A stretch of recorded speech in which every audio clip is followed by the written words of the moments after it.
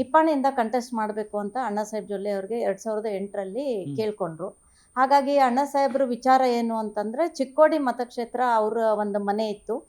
ನಿಪ್ಪಾಣಿ ಅಂದ್ರೆ ಹೊರಗಡೆಯಿಂದ ಬಂದವರು ಅಂತ ಆಗ್ತದೆ.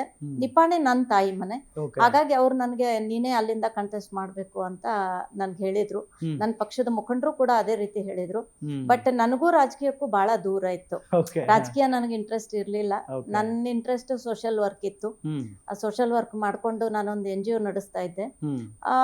ರಾಜಕೀಯಕ್ಕೆ ಬರಬೇಕು ಅಂತ ಅಣ್ಣಾ ಸಾಹೇಬ್ರು ಮತ್ತು ಜಗದೀಶ್ ಶೆಟ್ಟರ್ ಅವರು ಮೊದಲನೇ ಬಾರಿಗೆ ನನ್ನ ಮನೆಗೆ ರಾತ್ರಿ 10 ಗಂಟೆಗೆ ಬಂದು, ಇಲ್ಲ ಟಿಕೆಟ್ ಕೊಡ್ತೀವಿ, ನಿನ್ನೆ ನಿಂದಿರ್ಬೇಕು ಅಣ್ಣಾ ಸಾಹೇಬ್ರು ಹೇಳಿದಾರೆ ಅಂದಾಗ 3 ದಿನ ನಾನು ಇಲ್ಲ ಅಂತ ಕೂತಿದ್ದೆ.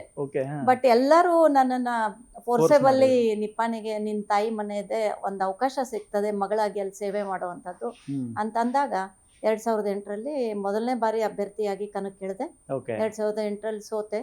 2018ರಲ್ಲಿ ಮತ್ತು 2013ರಲ್ಲಿ 18ರಲ್ಲಿ ಮತ್ತು 23ರಲ್ಲಿ ಗೆದ್ಕೊಂಡು ಬಂದೆ.